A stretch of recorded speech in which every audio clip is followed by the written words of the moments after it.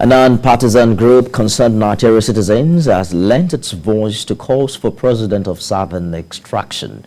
At a news briefing in Abuja, the group argued that it's aware that while power is not given, calls for a power shift are in line with preserving the unity and peaceful coexistence of Nigeria. Correspondent Habida Lawal reports.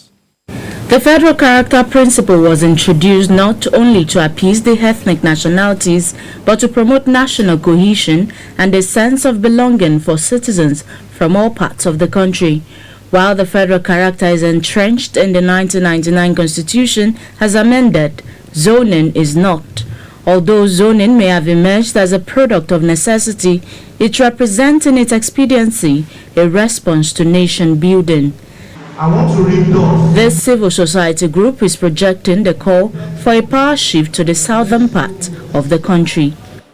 We thus urge all political parties to follow what will retain the unity of the country and zone presidency to the southern states. Come 2023, parties should stop playing politics with the people of Nigeria. The country is overwhelmed with myriads of problems, ranging from insecurity, banditry, terrorism, decayed infrastructure, etc. We must not compound the woes of the country once again. It is premised on the principles of equity, fairness, and justice. And the rotational arrangement is not just a wish of the incumbent political class, that is the APC, PDP, or whatever, which they may choose to respect or not. It is the wishes of Nigerians who, of course, have struggled to make this democracy work. We should all note that what gave birth to the geopolitical zone structures that we have in this country today, which is enshrined in our federal character principle, is the need for equity and fairness in the country. There were strong indications that the presidency would be zoned to the southern part of the country a few months ago. But the body language of the two political parties in recent times seems to suggest they are considering an open contest for all. Despite its many advantages as regards nation building, zoning remains a contested arrangement in Nigerian politics. Habida Lawal, TVC News, Abuja.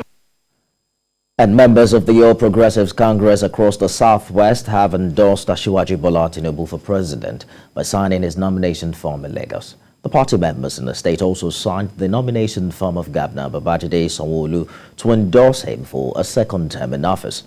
Correspondent Ademola Lawrence has details and will return with the business news.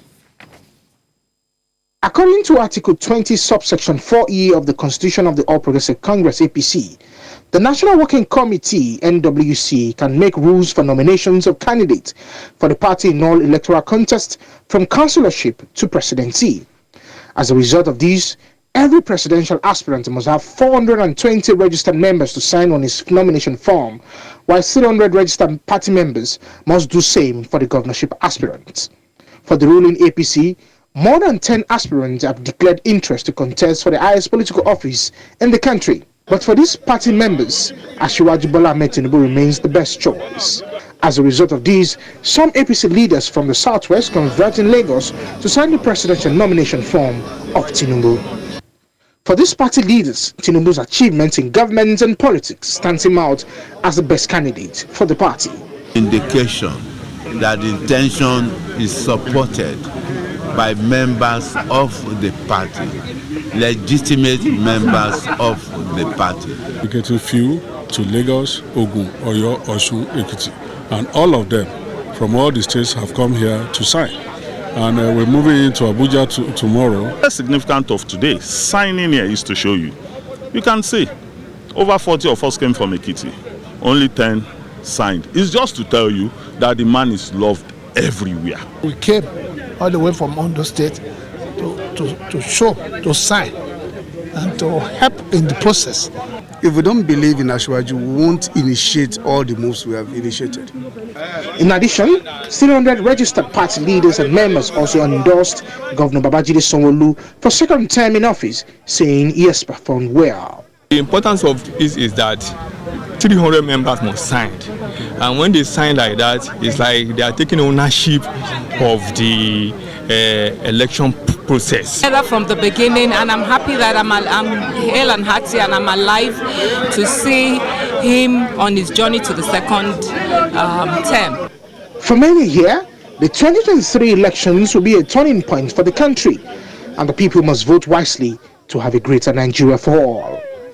Ademola Lawrence, TVC News, Lagos.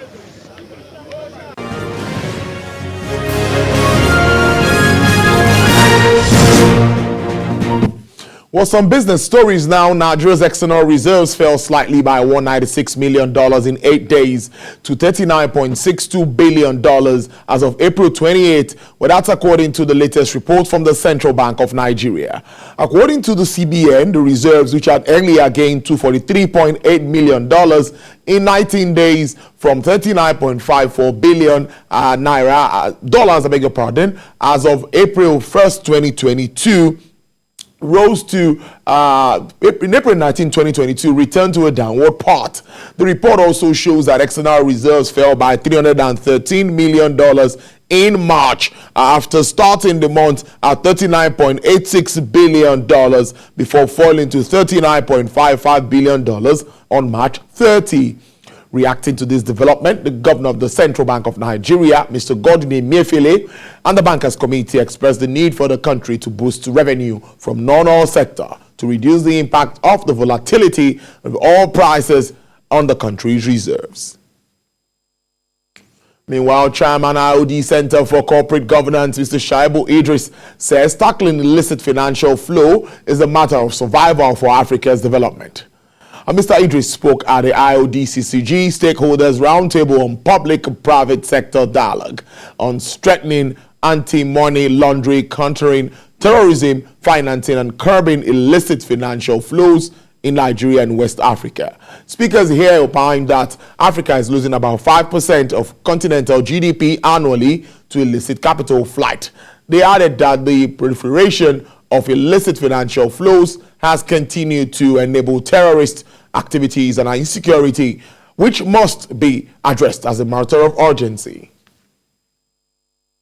Our mechanism of reporting suspicious transaction, terrorism, financing, money laundering, and other, crimes, relating to finance. It does appear to me and to us generally that these gatekeepers, that is the financial industry players, are only ticking the boxes and not actually scrutinizing and interrogating even deeper transactions and customers to make sure that criminals are not allowed into our financial system. Partnerships between the public and private sectors have become imperatives in addressing issues of money laundering.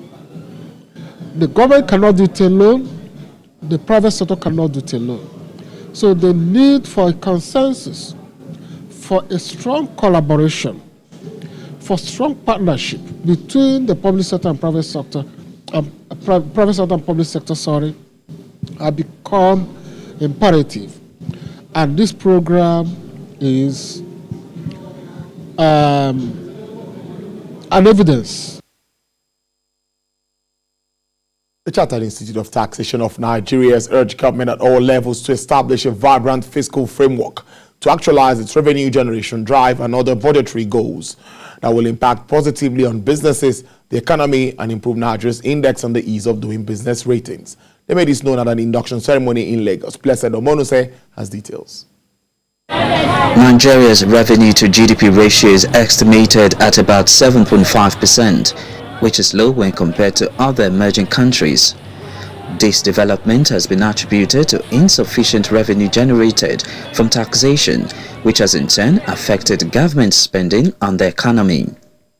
To this end, the president of the Chartered Institute of Taxation of Nigeria, Mr. Adeshina Adedayo, while speaking at the 46th induction ceremony of the Institute, stressed the need for synergy in tax administration among the different tiers of government. When you are talking about innovation and imagination, in a place like Qatar, they came up with what is called a sin tax, and that has to do with what they don't encourage you to consume.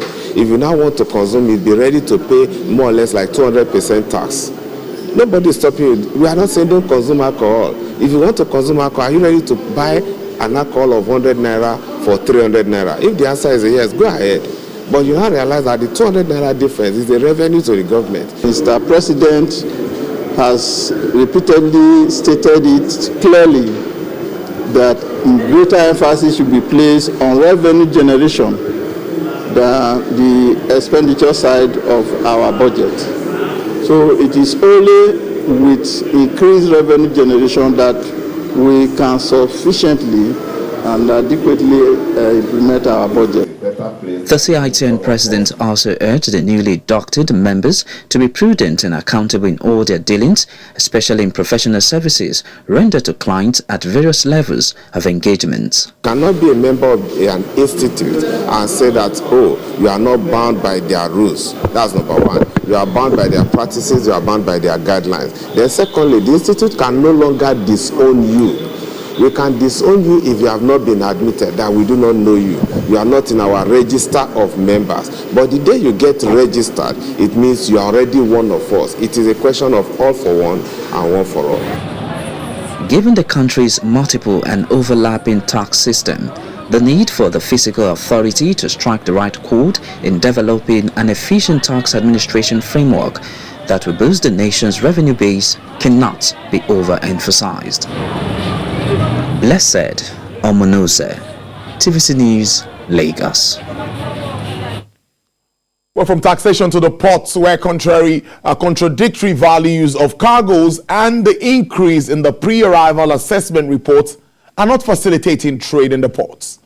The coordinator of the 100% compliance team of the National Association of Government-Approved Freight Forwarders raised the objection in view of high cost of doing business at Nigeria's ports. TVC News correspondent Ifunaya Eze reports.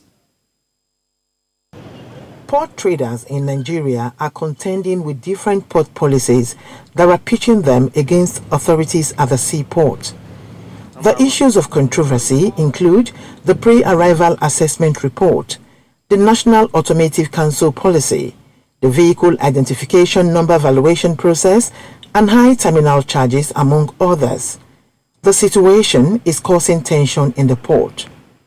The leadership of the 100% compliance team is of the view that though the contradictory valuation process is frustrating trade, strike action should be the last option in resolving current problems. We have an issue with the power, the increase of the power. The controller power has been giving us a lot of issues. You will see the same item, you will give us 5 million. The same item, you will give us 8 million.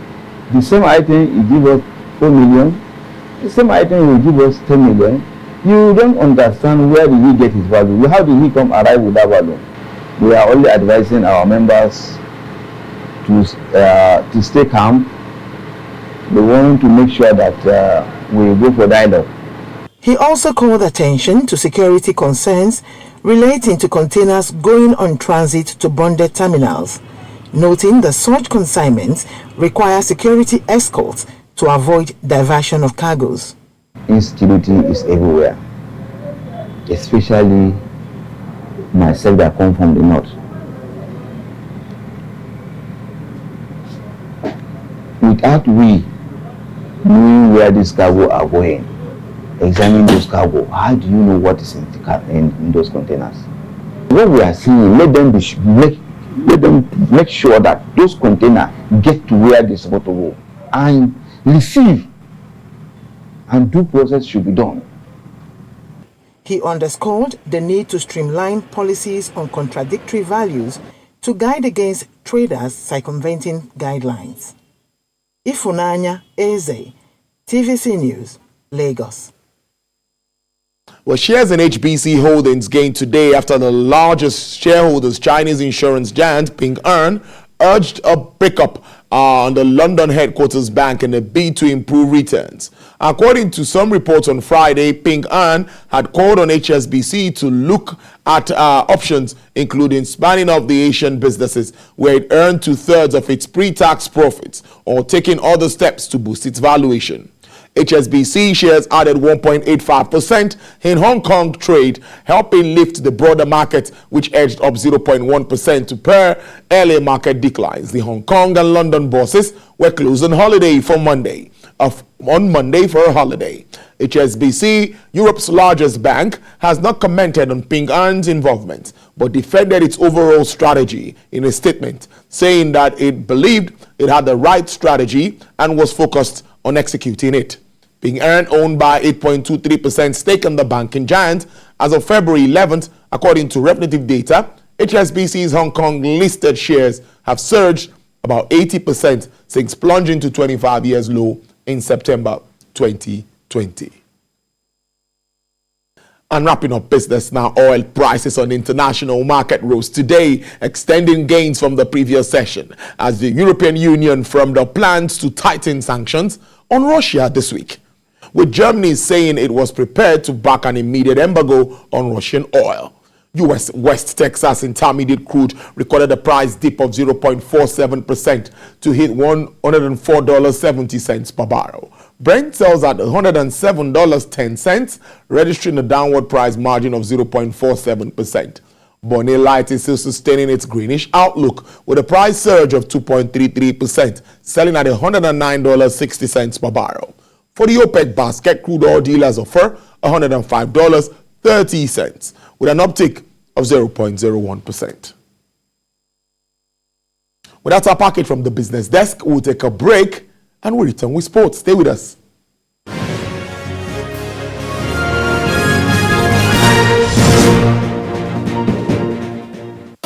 Oh yeah,